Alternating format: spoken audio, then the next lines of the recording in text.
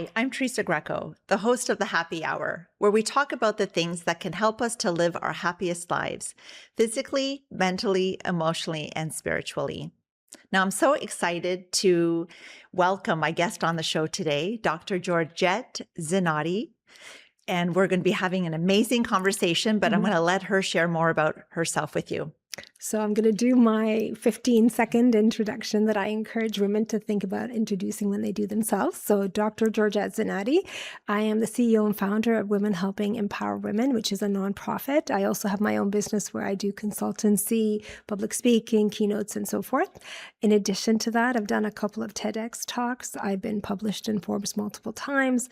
I got some recognition, which I'm really proud of, for the work that I do in community, published a couple of books, and I'm really passionate about helping support women in particular with startups and getting them to scale their businesses. So thank you for having me here today.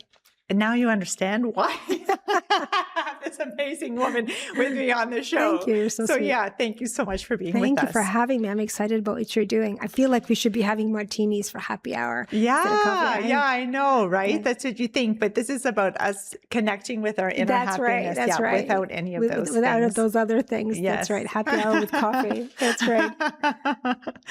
So I'd love to start off by talking with you about the things that you feel hold people back from living their happiest lives.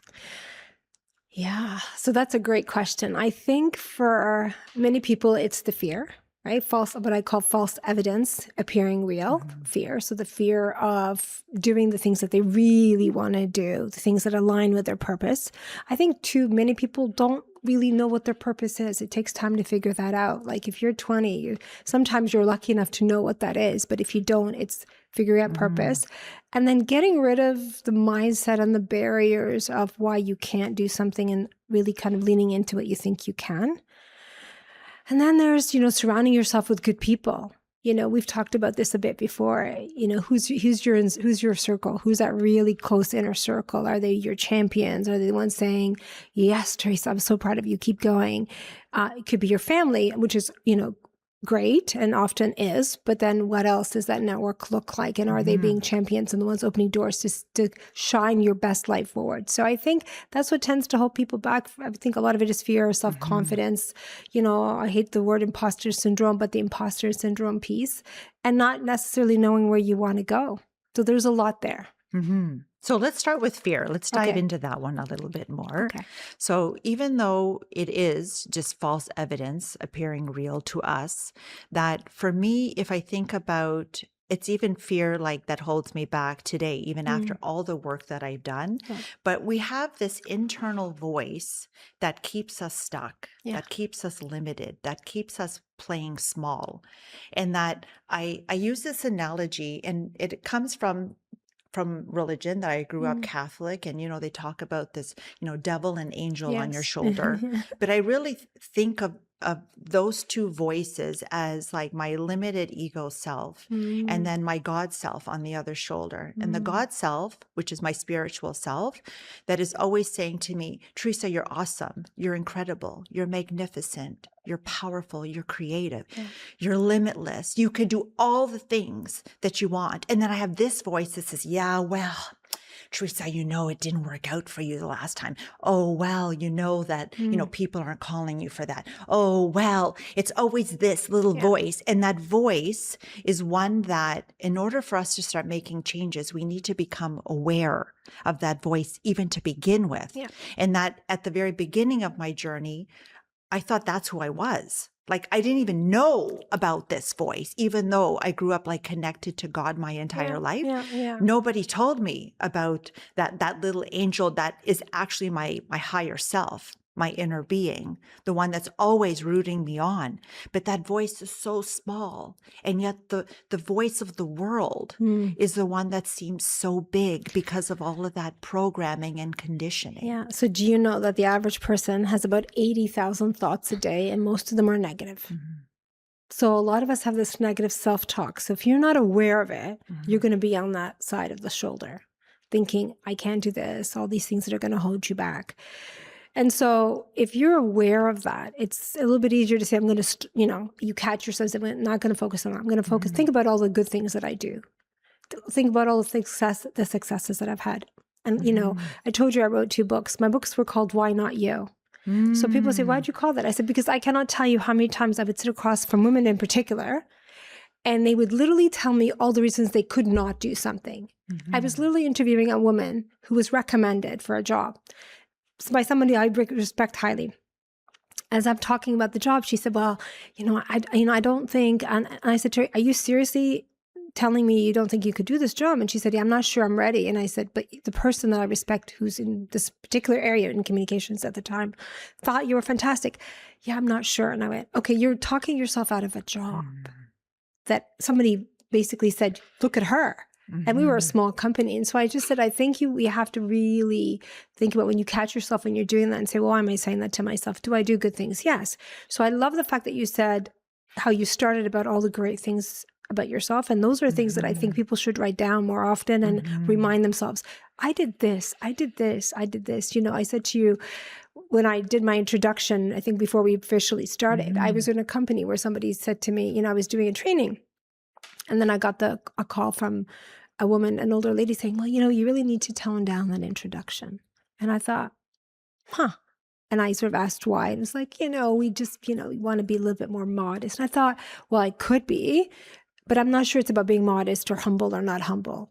Those are facts. Those are accomplishments. Those are things I did while raising a family, working full time, getting 5 degrees and doing it all really well. So I'm pretty proud of that, actually. So if that makes that other person feel uncomfortable, they need to do the work to ask themselves why that is, because that's not a me problem, that's a you problem. And as I said to you, if it was an executive vice president or a very senior person at a bank or some other institution that was a man, would you ever tell a man to minimize themselves? No. So when it goes back to fear, it's kind of knowing who you are, which I think is what you were talking about. Yeah, I sort of, you said, I've done the work. I kind of, this is but this side of me. But there's this other part that's asking all these questions and saying, why not? And all the reasons why I can't do things. And I think if you're aware of it, that's really important. And the other part that I think is really important about what you said is, you know, there's a statistic that says 95% of people think they're self-aware, but the actual number is 15%. So what you just talked about, sort of the left and right shoulder, is that awareness that you've been working on, which I think gives you an advantage, whether you realize it or not, because when you hear that negative voice, you catch yourself, you know exactly what it is, and you can lean into the positive voice. But if you're a woman that's on the other side, you're not seeing the, I'm good, I deserve to be here, I've earned it. And that's really hard. Yes, and it led me to the lowest point of my life because the only voice that I heard was the limited one. And that it was always tearing me up, criticizing me, limiting me, sabotaging me with all of the same things that you're saying that the women that you work with and try to empower. It's identifying that voice. But I thought that's all that I was. What was the turning point for you? So for me, it was the milestone of turning 40 that had me taking a step back and reevaluating my life. So I think we have that crossroad moments that's brought on by many different things, right? A loss, a death, an illness. For me, it was just that I took that step back and I looked at my life and it looked perfect. I had achieved all the things that family, society, culture, and religion told me I needed to have a happy life. So fulfilling career as an educator, beautiful, you know, our own home, healthy family, cars in the driveway, vacations a year, lots of beautiful material things. So if my life literally checked off all the boxes, how is it that I still felt unhappy and unfulfilled? And it didn't matter how much more education I got, how much more I tried to help people through my work. I always felt like, is this all there is to life? Where you get up, you go to work, you come home, and it's eat, sleep, repeat. And I'm like, could I imagine living the same life for the next 40 years if I had arrived at half my life at that point? And I'm like, I can't. And then I didn't talk about it with anyone, for fear of loss of love and rejection. Because if I were to say something to someone, you know, Teresa, what do you have to complain about? Your life looks perfect. But yet on the inside, I feel so unhappy, and then not talking about it. So that has become so much part of my message, that it is so important for us to find those people who we think that we can talk to, like those maybe that trusted friend or family member, instead of suffering in silence, because I perpetuated those lies in my head to an even greater degree, where I believed nobody loved me, like my parents, my husband, my siblings. It was all lies. And I talk about this in my TEDx talk too, that's entitled, Does Money Buy Happiness? Yeah. This spiraling into this very deep and dark hole, that at that point, when you're at your rock bottom, you have no right to go up. Yeah. That's interesting. So tell me what the work looked like for you. It was years of really deep healing. So when we go to circle back to this discussion, is that because I wasn't loving myself, I didn't know what that was. I was looking for love outside myself and everybody else, and then always feeling disappointed that nobody loved me the way that I wanted them to, but I wasn't loving myself at all. And all the things outside my life that I had problems with were all stemming from the problems I had within myself, that our external environment is only ever a reflection of our internal one. And so when I started to realize and do the work, so you said, what did that look like? So for me, because what happened actually was, I had questions of those questions that I said of my life, felt that I couldn't talk to anybody. And I'm like, only God's going to be able to help me. So I went to see a medium, and this is over 10 years ago. And I said, I have questions. I need to hear. I need to know. And she said, Spirit is telling me you need to meditate. Now, over 10 years ago, meditation was not so cool. Wasn't a thing. Right? As it is now. And so it was weird and woo-woo. And I actually couldn't end up, even though I was reaping the benefits of that practice, and I wanted to shout it on the rooftops to tell everybody, oh my God, this is something that you don't know about. I had to practice it also in silence, and then found this meditation community and all of that. But it helped me to find a part of myself that I didn't know about, which was that spiritual self, that infinite eternal part of me, but that inner voice that was always there, always cheering me on, loving me, appreciating me, and saying all those things that I wasn't even aware of, because I was only aware of the louder external voice. Yeah. It's funny when I work, I do a lot of coaching with people, as you know. When I talk to my clients, to women, men, all, I do, everyone, but specifically I say, I want you to think about and write down, do you keep a journal? People are like, oh, I don't journal. I'm like, you don't have to write every little thing you're feeling, but do you write down your accomplishments? Do you write down, today was a good day. Boy, today I knocked this out of the park, or I got these compliments, or someone said something. And just these little points of affirmation remind you externally what people think, right? And then it's funny you said 40. And I remember when I turned 40, I was being interviewed for a job. And I remember thinking, oh, I know what they're going to expect me to look like for this role. And I thought, I'm a little funky, as you can probably tell. And so I thought, I remember thinking about the outfit, and I had like this little bit of like funkiness to it. And I thought, okay, if I show up and this makes them uncomfortable, then it's probably not the right place for me, to be honest with you. And so, I did get the job and they were okay with it. But I didn't come in with like, I came in businessy, but with just a little flair, because I thought I need to bring myself to work. I know exactly who I am. And I remember, it was funny. I had like 6 interviews and 10 reference checks for the job. And the last interview I had was a one-on-one with the person hiring me. It was a very senior role. And I remember saying, it was just sort of a kind of 2 couches, coffee, just talking, very informal. And I said to him, I just want to tell you something about me. I'm going to always tell you what I think. It's going to be in your best interest. You may not always like it, but it's going to be in your interest and the best interest of the organization. So if you're okay with that, I'm your girl. And if not, you should probably go on to the next candidate. And I remember telling my partner, and he went, are you insane? I know. You're going to lose the job. And I thought, no, if I do, then it's probably not the job for me. If they just want a yes person, because that's really not who I am. And I'm pretty open about that. And I don't think I come across as that, but just in case. And they gave me the job, and you know, there was lots of success. But the people I worked with, I found, especially the men that I worked with, were quite okay. You know, as they realized I'm here, but there's trust, and I am looking out for them. We're fine with it. You know, women were a little bit harder, but I know you've experienced the same thing. But we're coming along, and that's actually one of the reasons I created Women Helping Empower Women, was to say, like, how do I help other women address those insecurities? How do I help them scale? How do I help them get to see themselves the way I see them? Because I see potential in people. I don't see the negative. And it's not like I have rose-colored glasses, you know, it's just more I can see something in you that maybe you can't see in yourself. So let me help you channel that to do better and be where you want to be. Yeah, it's beautiful. And all that inner work. So that self-love piece for me was that I wasn't loving, honoring, or respecting myself. And therefore, I felt like the external environment was always not doing that, not respecting me, not honoring me. You know, but Teresa, I wonder if it's, you know, we have been raised as women to give. Yeah. Right. And I tell people, if you think about just how people are conditioned, I'm going to say North America. Okay. Just, you know, girls, you're supposed to be liked. Right. When you think about, I tell people, think about this. When we think about men and women, how we have beauty pageants. They don't have beauty pageants for men.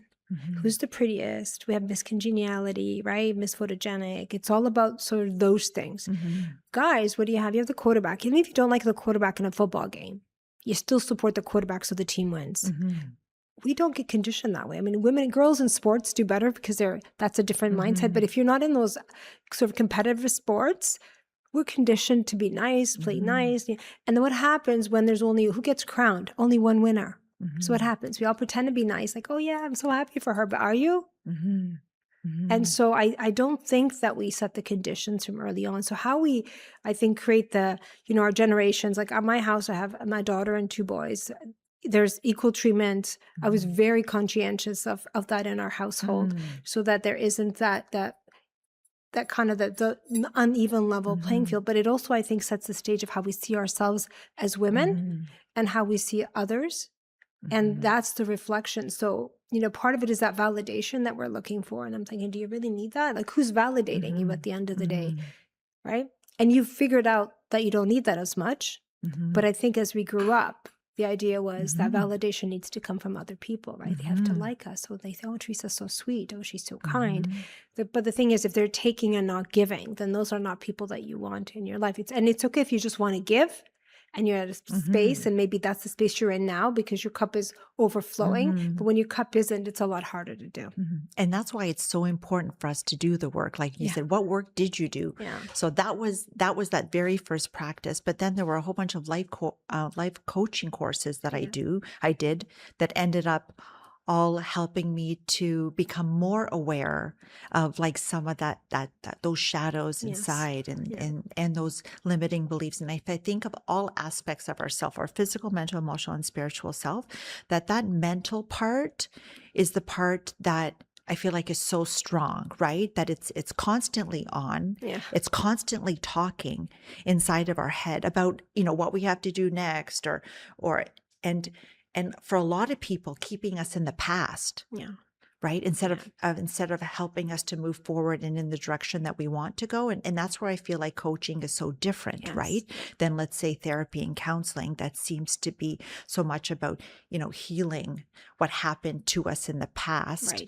But I feel like if we put too much emphasis on that, instead of taking away the learning that we're supposed to take from those situations, but keeping us in that space, instead of recognizing all that came out of those experiences that can help now, because we're still standing here, right? We're here in this moment.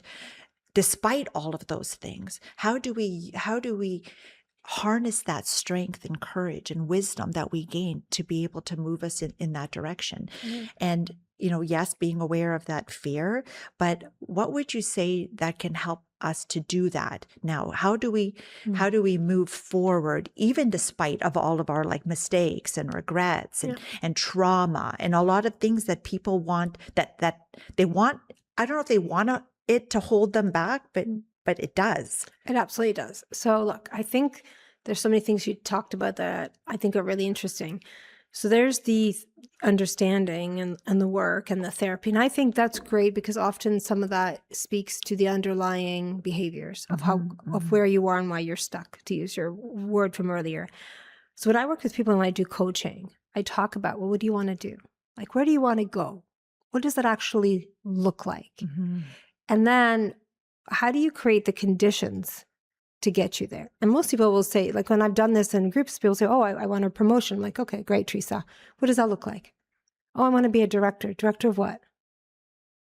In the organization. How far was that? Well, if I said to you in 18 months, could you get there? How would you get there? And they're like, I don't know. I'm like, okay. So if you don't know, you're not going to get there. It's a lottery, right? But if you say, this is the role I would like, then let's work on how we get you there. So for example, I'm working with a client who, he knew the opportunity was coming. And I was like, okay, great. So we did some coaching, and it wasn't like we needed, 30 years of coaching. It was literally 10 sessions.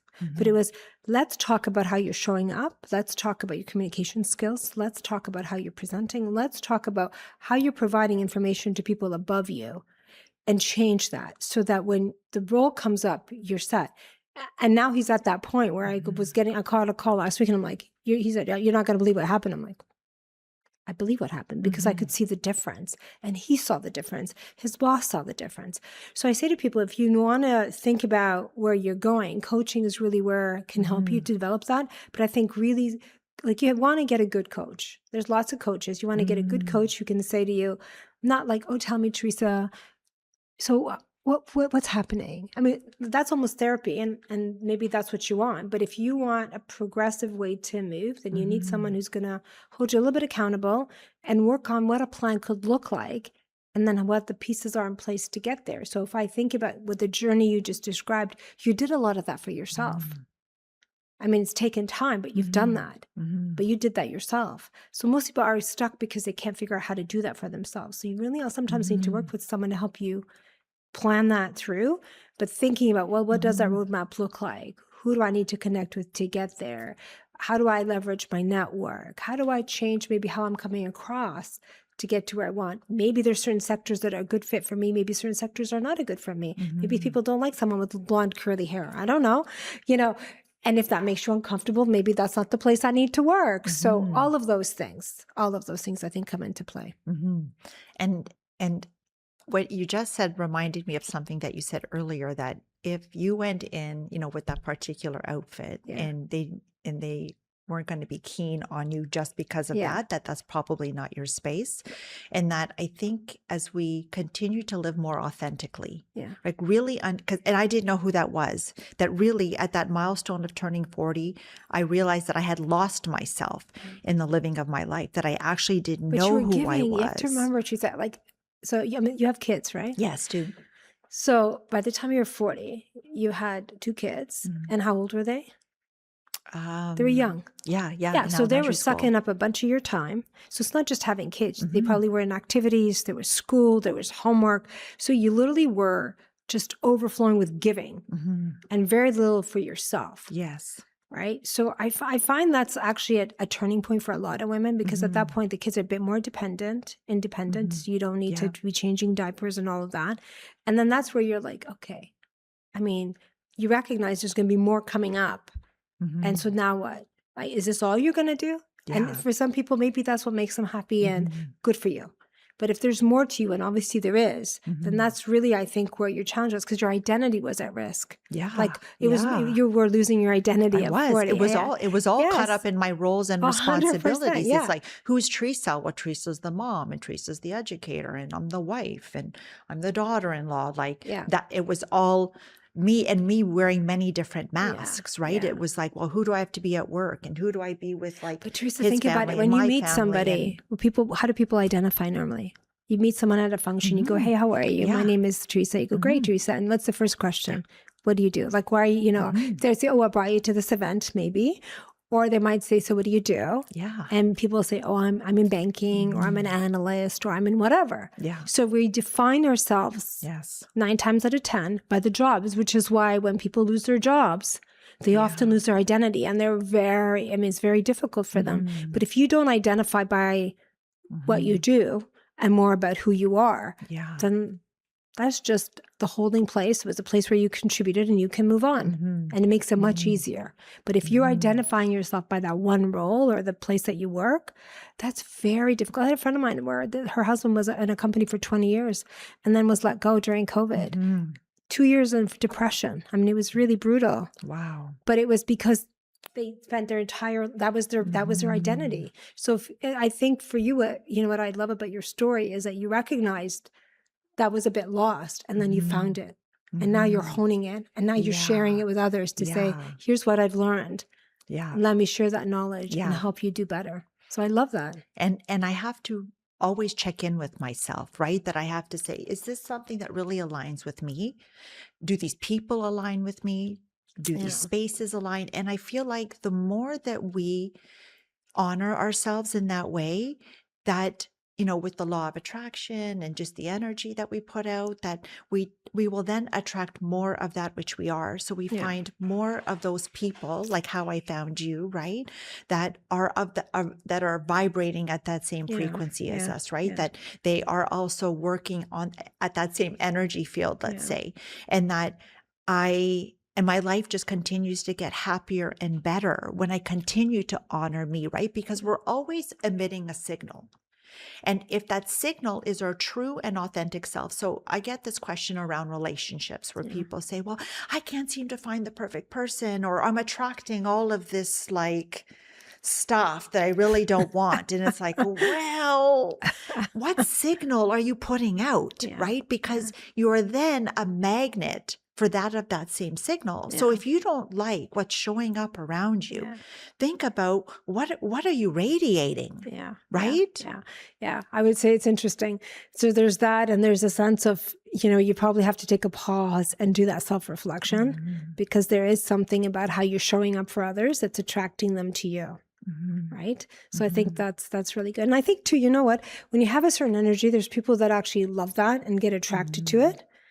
And we talked about this a little bit earlier. I do think that when you're doing great work and you're rising, there's going to be people that are just going to be loving that and want to be in that glow. I think I said to you, you get this light shone, there's this glow that people just want to be in that warmth and that sun.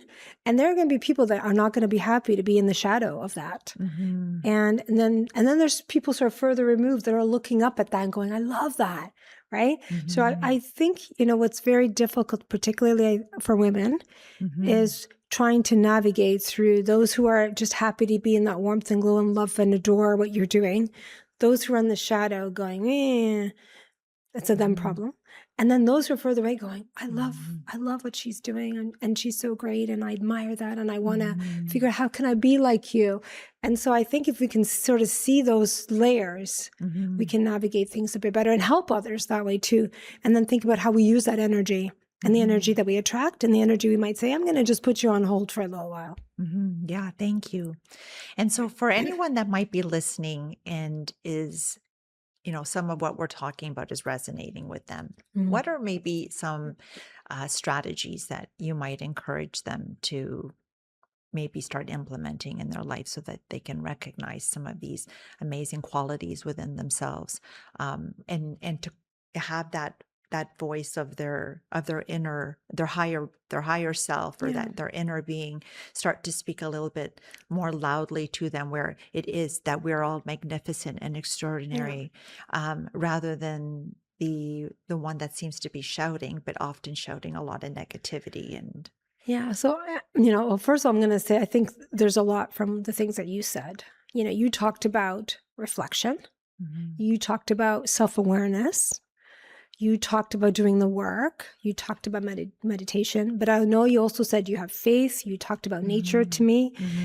So those are all really important things that ground us and I think are important. So I would say all of those.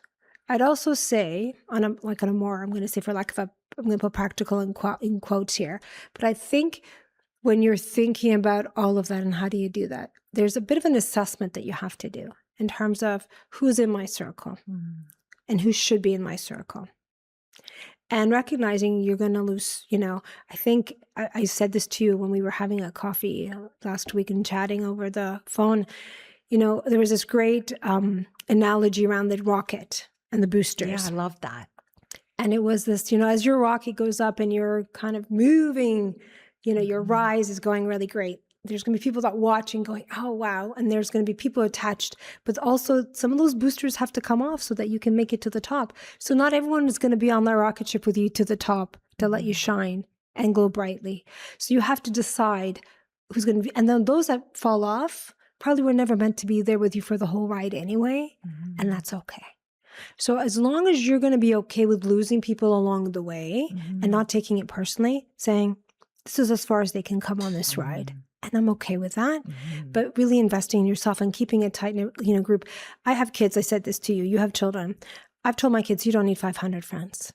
You don't need 20 friends. You need 2 or 3 good ones that will show up when you call them. That's literally what we need. Those are like your ride or die kind of people. So that's 1. 2, I would say social media is great, but use it mindfully. And I tell people it's fake book, not Facebook. And I could say, it's same thing about Instagram and all the others, because when I do these talks and I give, I'm doing training and I say to people, who is posting looking like crap? Nobody. Who is talking about how terrible their life is? Everything you see nowadays is filtered. Our faces are filtered, right? I mean, I don't do that partially because I'm like, you're going to see me and I'd rather you just see me the way I am. So I'd rather be saying you look better in person than like, so I prefer not to do that. Yes. This is who I am and I'm okay with it. The other part is everyone's posting like, I'm out to dinner and look at me at this event, I'm living our very best life. Look at me on holidays, but you actually don't know what's happening at home. So I just say to people, you just have to take that with a grain of salt and not measure yourself by those standards. Keeping a journal is important. And this is what I talk about, writing about the good things and having gratitude. So I said this to you when we spoke last week. I said, I wake up every day with gratitude. People say, you always seem so happy. Why are you so happy? I mean, this has been with me since I was a kid. But I do wake up with, thank you, God. I have a roof over my head. I have a great partner. I have 3 wonderful kids. My parents are still alive, thank God. And they're in pretty good health, thank God, right? I have a job. I can pay the bills. I have food on the table. I mean, that is an abundance compared to what some other people have. Yeah. And, I had somebody else say to me, even a couple of weeks ago, she said to me, I forgot that, it was sort of like, oh, how do you deal with adversity? And I thought, well, I mean, it's there. And she said, yeah, but, I would love to hear your story. And I said, well, how are you defining adversity? She said, what do you mean? And she said, well, you're a woman, you've had these issues, you've got, your ethnicity. And I said, okay, so adversity compared to what's happening to women in Gaza, compared to women in Ukraine, compared to women of color in some part, so compared to who? So yes, I've had adversity, but if I put it into the bigger context of life, it's minimal. It's not to downplay the challenges I've had. I've had them, but I would say, thank God again, right? I've had a good life and I put it all in perspective. And I always say, if your perspective is right, then everything is possible, right? Nothing's impossible really. And so that's what I would say to people. Think about the perspective. Think about your network. Think about who's in your circle. Think about doing all the things that you have done to get to where you've gone, because I think those are excellent. And if you need to work with a coach, work on that. And then think about where you want to go. And then my last point would be, what do you want your legacy to be? So we're all here for a time. So if you were to look back, what do you want your legacy to be? And if you think about that question, then think about that mark that you want to leave and how are you working towards that? And then I think you might be able to align with your purpose a bit more. Oh, all amazing things. When I think about, and that question about legacy is something that after, with all of this, it became more of a priority, but also I tie it into that idea that if I'm on my deathbed and I look back at my life, I don't want to die with regrets. That I would have regretted a lot of things that I wasn't doing because I was trying to please other people, because I wanted to be loved, liked, and accepted by others, and putting myself on the back burner, as you said, because as mothers and women and all that other stuff that rolls into it. But we only get one life. Yeah. And when you're on the other side, you realize how fast It goes. Right. And I think there is that element of really appreciating how precious time is. Yeah, we have less of it, no more of it, for Right? sure. Yeah, And when yeah. I think of all the things that I want to do and because of the impact that I want to continue to make, it's like, then I realize how important it is for me to take care of my body, right? Because if this vehicle isn't, this temple that is housing, my soul, and it's supposed to help me to accomplish all the different things, I need to set time for that, right? So maybe time that I didn't need before to necessarily help this vessel, I now need to prioritize that. So that I can not live a life where I'm living with regret. And I want the same for my husband too. Yeah. I'm like, I don't want you to one day get to a place where you say, well, I didn't do those things because you didn't allow me to. Or he's like, oh no, I don't want you to say that to me. And I don't want to be the reason why you feel like you didn't live your best and fullest life. Yes. Yeah. I think that's so important. It's funny. And I was thinking about COVID just yesterday and I thought, gosh, and I don't know why it came up in my head, but I was thinking I was probably the most productive. And other than the horrible sort of things that happened to people who got sick during COVID, it was in many ways a very good time for me in the sense that I was at home for the first time. I used to commute for long hours. I was home with my family. I would sleep a little better because, I focused on my business. I was having dinner with the kids. We went back to baking again. I was going for walks every day because I was at home. There was less noise because there was less planes and cars on the road. I mean, so there was the downside, of course, of all the, people that got sick and people that died and all of that part. But then in some ways it was a bit of a reset. And I actually channeled it to rethink about, well, what do I want to do really with my life? And so I would, I think it's interesting because I also found that was a turning point for a lot of women that I knew. And I don't know about you, but there were women that I knew where relationships broke up, where things were good because everyone was so busy, just describing what you were talking about. The lives were so busy that when they all of a sudden were under the same roof, it just blew up. And I'm sure people with that happen. Yeah, me too. And I just remember sort of going for a drive with my husband and saying, we need to have a bit of a conversation. We spent a kind of a day, we drove, we had a conversation. I didn't want to do it around with the kids, but thought, how do we kind of do a bit of a reset, right? So it wasn't that anything was bad. It was just more like all of a sudden now we're together 24/7.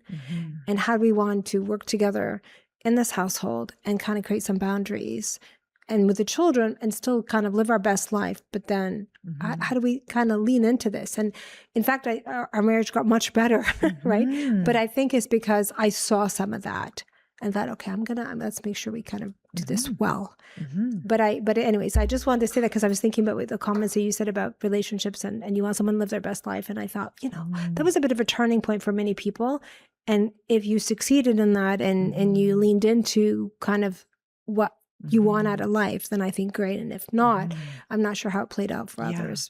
Well, thank you for that point, because when we identify things in our life that aren't working well for us, the right approach is to tackle those things and have those hard conversations instead of numbing it out. So how many people numb out the hardships in their life with, various addictions, substances, alcohol, drugs, shopping, gambling, lots of other things, instead of trying to figure out how they can work on those areas that they feel are not functioning well.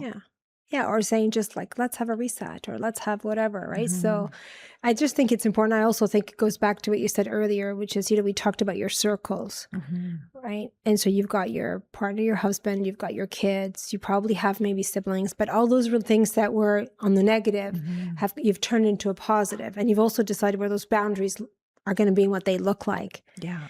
And I think those are hard places to be. But if you know what they are and you honor them, you're a much happier person. Yeah.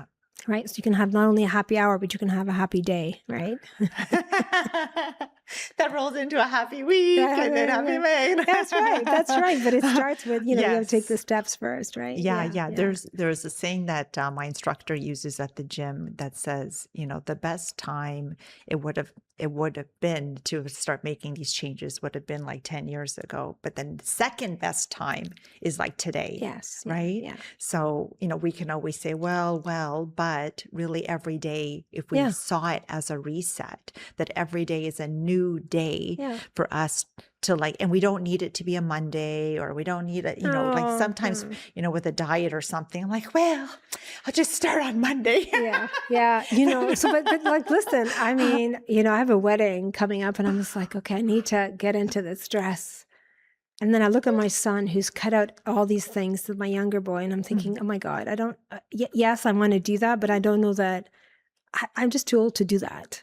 Like I want to be healthy. Yes. I'm just not sure I want to eat tuna for a week so I can get into a dress for one day. So you kind of set your priorities, but you figure out who you are. But then you also have to begin with your health and wellness. And that's something I'm actually trying to focus more on, because when you work a lot, you're prioritizing some of the things for you, go lower on the food chain. And you just really need to, if you're not there physically, mentally, emotionally well, you can't serve others. You can't help others. No, we're not showing up as like the best version of ourselves. No, of course not. And that ends up being disappointing for us in the end too. But people feel it, right? Yeah, it's also for women. You have to remember, like if you think at home, who does most of the heavy lifting? No disrespect to our male counterparts, but when something happens, kids go mom. When there's caretaking for elderly parents, it's more likely to be women than men. And that's a data point. That's not just me making that up. So if you think about the weight that's on our shoulders and the fact that although women are working and have more degrees than their male counterparts, they're still not making as much money as men. Yeah. So with all of those kind of the inequities, it's very hard because we don't prioritize ourselves, because we're so just busy trying to keep going and serving, that it's important once in a while to prioritize yourself, because only then you can level up and help others. Now, if we were going to end this episode with, an insight of yours, like maybe something that you tend to like live your own life by, almost like a model for yourself, or one that you encourage other people to take in and do for themselves, what would you say that could be? I don't know if that's one thing, but I'll say, look, gratitude every morning I think is important, because it sets your mindset for the day. Yeah. I think that's really important. I would say if you are ambitious and want to move ahead, have a plan, 18 months, 12 to 18 months, and map out how you're going to do that. If you don't do that, you're not going to get there. It's just an idea, not a plan. And then surround yourself with people who are going to be your champions and your sponsors, and be selective, because not everyone's going to admire the light that you bring. They might to your face, not always, but you want that. And then be part of groups like Women Helping Empower Women, part of what you're doing, to say, I want to be in circles where this is celebrated, not a negative, but it's like, I love being around a Teresa who just is genuine and wants that good for me, right? Because we both believe in, you put good out, good comes back. Yeah. And so I believe that, you believe that. I mean, we're very similar. So you want people like that in our circles, and we want to help people who are going to do that. One of the reasons I created Woo was to be able to say, I want to do this, and the only ask I have is you do the same for another person, another woman, help them through. Because I feel that is how we will change the tide in our favor, right? And so I think that's all I would ask for. And I think those are kind of things that you should be working on. And of course, the mental health and the physical health is really critical. So walk. If you can't run and do 30-minute or dumbbells or whatever, just walk, just move. Thank you. Thank you, actually. So if people want to find you and connect with you after the show, how can they do that? Yeah. So on LinkedIn is the easiest, because I'm very active on that. So that's where I am. It's just Dr. Georgette Zinaty. And I also have an Instagram account, Dr. Georgette. There's only one of me, Dr. Georgette Zinaty. And then you can email me through our website, www.woowomen.com. Awesome. Thank you so much. Thank you. Thanks for Thanks for joining me on the Happy Hour. If you like the show, please like and subscribe. If you want to learn more about me, feel free to check out my website at teresagreco.ca or connect with me on social media, Teresa Greco _ Steps to Happiness or Steps to Happiness with Teresa Greco.